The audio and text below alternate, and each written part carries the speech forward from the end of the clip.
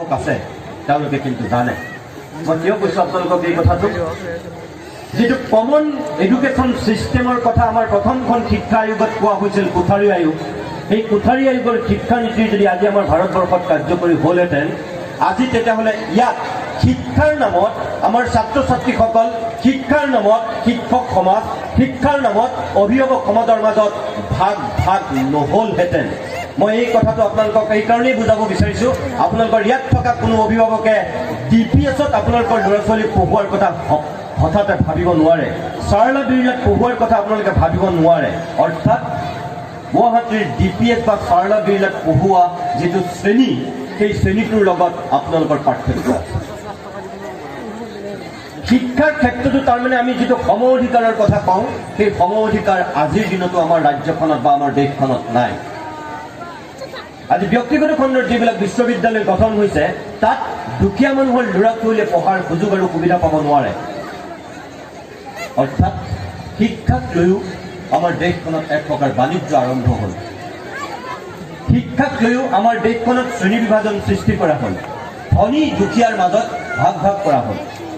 একেদৰে শিক্ষকৰ মাজত এতিয়া বহুত শিক্ষা গোট আছে, কোনোবা টেট শিক্ষক, কোনোবা কন্টেক্সুৱেল, কোনোবা প্ৰাথমিক শিক্ষক, কোনোবা মাধ্যমিক শিক্ষক। আপুনি চাওক শিক্ষকৰ বিভিন্ন ভাগ, বিভিন্ন গোট কিয় হৈছে। অৰ্থাৎ আমাৰ এই সমস্যাবহুল ৰাজ্যখনত আমি যিটো দিক দৰ্শন দিব পাৰিব লাগিছিল, আমি নাই পৰা। আৰু চৰকাৰী খণ্ডৰ বিদ্যালয়ৰ প্ৰতি যিটো ভাবুকি আহিল, অপ্ৰিয় হ'লেও সত্য, মই ভাবোঁ মোতকৈ ইয়াত বয়সস্থ বহুকেইগৰাকী আছে, ডক্টৰ অসমী গগৈৰ পৰা আৰম্ভ কৰি বিভিন্ন শিক্ষাৰ লগত জড়িত হোৱা কেইবাগৰাকী ব্যক্তি আছে। বয়সৰ ফালৰ পৰা, অভিজ্ঞতাৰ ফালৰ পৰা, সকলো ফালৰ পৰা মোতকৈ তেখেতসকল জ্যেষ্ঠ, অভিজ্ঞ আৰু বিশিষ্ট ব্যক্তি, তেওঁলোকে বেছি ভালকৈ জানে।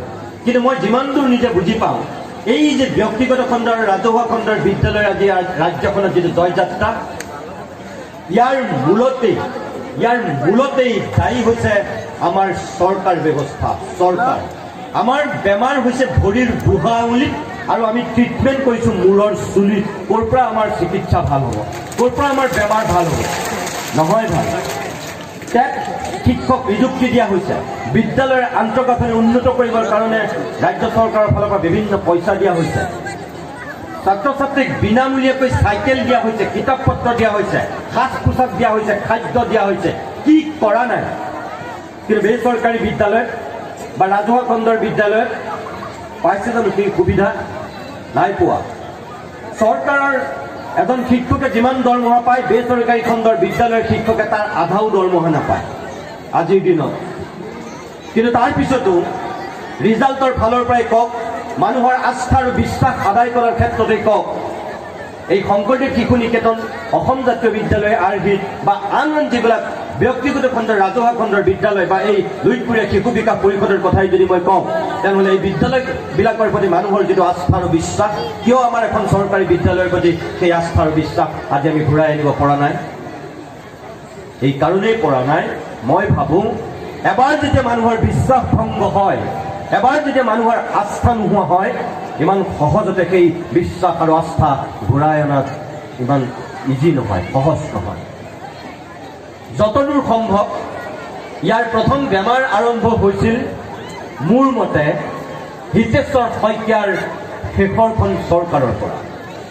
মই কোনো ৰাজনীতি কৰিব বিচৰা নাই, কিন্তু মই যিখিনি দেখিছোঁ মই সেইখিনি কথাই আপোনালোকক ক'ব বিচাৰিছোঁ।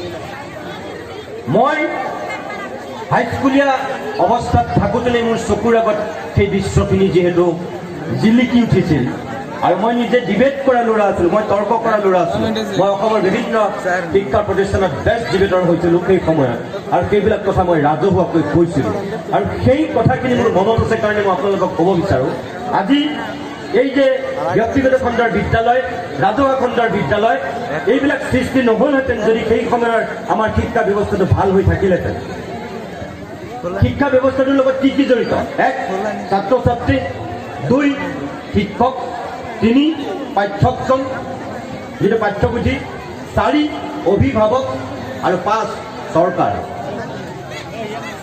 এটা এটা হাত যেনেকৈ 5টা আঙুলি নহ'লে সম্পূৰ্ণ নহয়, হাতৰ মুঠিটো মজবুত কৰিবৰ কাৰণে যিধৰণে 5টা আঙুলি আপোনালোকক প্ৰয়োজন, একেদৰে আমাৰ এটা শিক্ষা ব্যৱস্থা মজবুত হ'বৰ কাৰণে আমাৰ উপযুক্ত পাঠ্যপুথি পাঠ্যক্ৰম লাগিব, আমাৰ উপযুক্ত শিক্ষক লাগিব, আমাৰ উপযুক্ত অভিভাৱক লাগিব, আমাৰ উপযুক্ত ছাত্ৰ ছাত্ৰীক আমি গঢ় দিব পাৰিব লাগিব আৰু সমানেই সেই বিদ্যালয়বিলাকৰ আন্তঃগাঁথনিৰ পৰা আৰম্ভ কৰি সকলো দিশ চোৱা চিতা কৰিবৰ কাৰণে আমাক চৰকাৰ প্ৰশাসনটো লাগিবই। কিন্তু হিতেশ্বৰ শইকীয়াৰ শেষৰটো চৰকাৰৰ দিনত ইয়াত প্ৰথমটো বেমাৰ আৰম্ভ হৈছিল মোৰ দৃষ্টিত।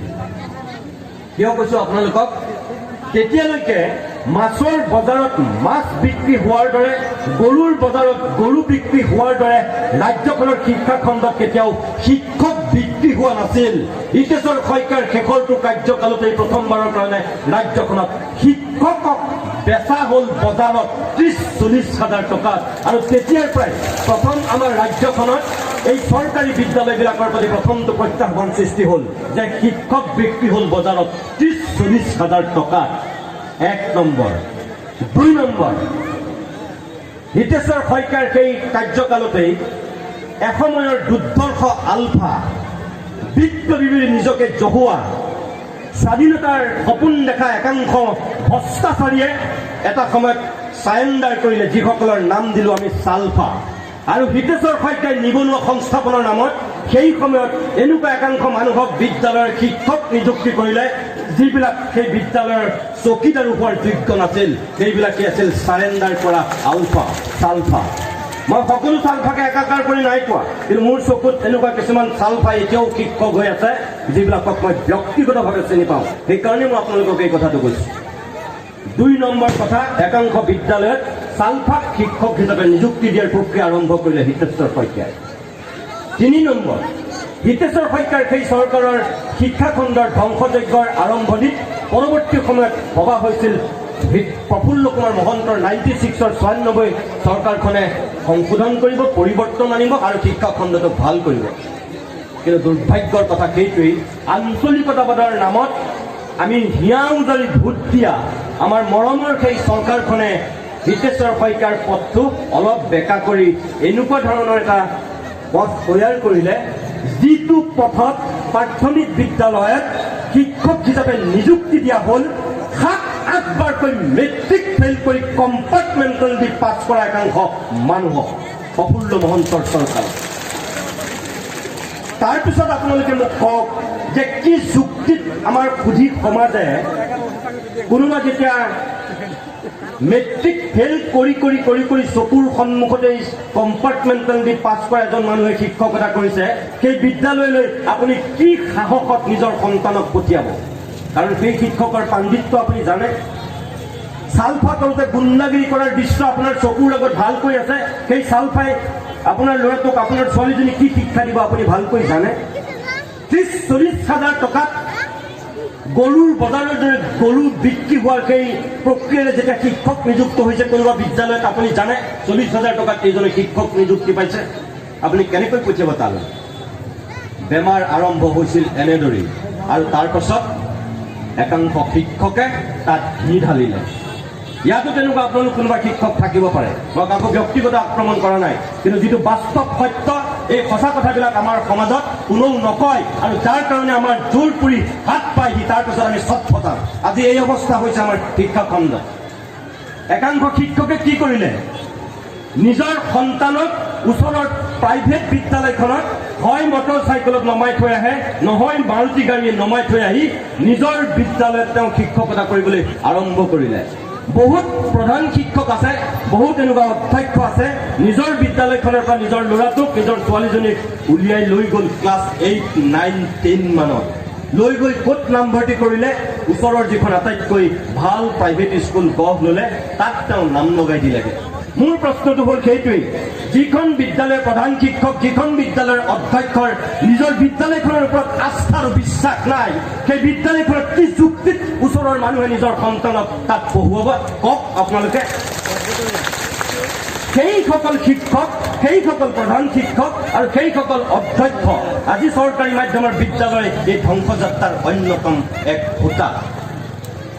তাৰ পাছত আমি অভিভাৱকসকল আমি সেই সময়ত যি ধৰণে প্ৰতিবাদ কৰিব লাগিছিল চালফা নিযুক্তিৰ ক্ষেত্ৰত 7-8 বাৰ মেট্ৰিক ফেল কৰা মানুহক শিক্ষক নিযুক্তি কৰাৰ সময়ত আমি মৌন হৈ থাকিলোঁ আমি নকৰিলোঁ প্ৰতিবাদ কিয় চাকৰি পাইছে ল'ৰা এটাই কষ্ট কৰি পাপ দিয়া এনেকৈ আমি ধৰি ল'লোঁ অৰ্থাৎ নিবনুৱা সংস্থাপনৰ এটা মাধ্যম হৈ গ'ল শিক্ষক এটা বৃত্তি ধেমালি কথা সেই সময়ৰ বৌদ্ধিক সমাজেও যি ধৰণে তাৰ প্ৰতিবাদ কৰিব লাগিছিল হয়তো নকৰিলোঁ তাৰ ফল আজি আমি আপুনি পাইছোঁ যিয়ে নহওক এই দ্বন্দ্বটো এতিয়া সাংঘাতিক চৰকাৰী এফালে বেচৰকাৰী আৰু তাৰ মাজত আপোনালোক ইয়াত আজি যিখিনি মানুহ ভোট খাইছে আপোনালোক এই ব্যৱস্থাটোৰ পৰা আঁতৰত থাকি বেচৰকাৰী খণ্ডটোক প্ৰতিনিধিত্ব কৰা মানুহ এতিয়া আপোনালোকৰ দায়িত্ব হ'ব বেচৰকাৰী খণ্ডত বা ব্যক্তিগত খণ্ডত বা ৰাজহুৱা খণ্ডত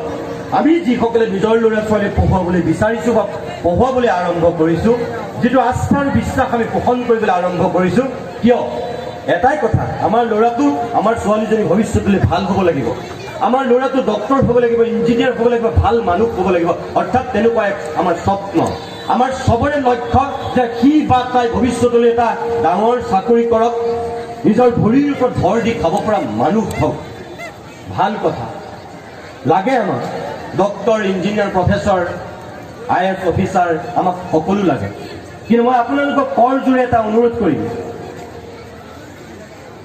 তাক বা তাইক বিদ্যালয়লৈ পঠিওৱাৰ দিন ধৰি আপোনালোক যিসকল অভিভাৱক ইয়াত আছে এটা কথা মনত ৰাখিব সি বা তাই পিঠিত লোৱা বেগটোৰ ওজন যিমান তাক বা তাইক আমি বিদ্যালয়লৈ পঠিয়াওঁতে কিন্তু তাৰ বা তাই ওজন সিমান নহ'বও পাৰে আপুনি সেই কথাটো মনত ৰাখিব আৰু পিঠিত লোৱা বেগৰ বোজাত কেতিয়াবা কিন্তু ৰাজহাড় বেকা হৈ যাব পাৰে তাৰ বা তাই মনত ৰাখিব অৰ্থাৎ মই কি কৈছোঁ আপোনালোকক যে ছাত্ৰ ছাত্ৰীসকলক অত্যাধিক বোজা দি আপোনাৰ সপোনটো তাৰ বা তাইৰ ওপৰত জাপি নিদিব সি বা তাইও এটা নিজৰ সপোন লৈ এইখন পৃথিৱীলৈ আহিছে আপোনালোকে মনত ৰাখিব তাৰ নিজস্ব এটা সপোন আছে অলপ ডাঙৰ হ'বলৈ দিয়ক ইয়াত যিবিলাক ছাত্ৰ ছাত্ৰী ক্লাছ 8 মানৰ পৰা আছা মই তোমালোকক ক'ম 8ৰ তলৰখিনিক মই নাই কোৱা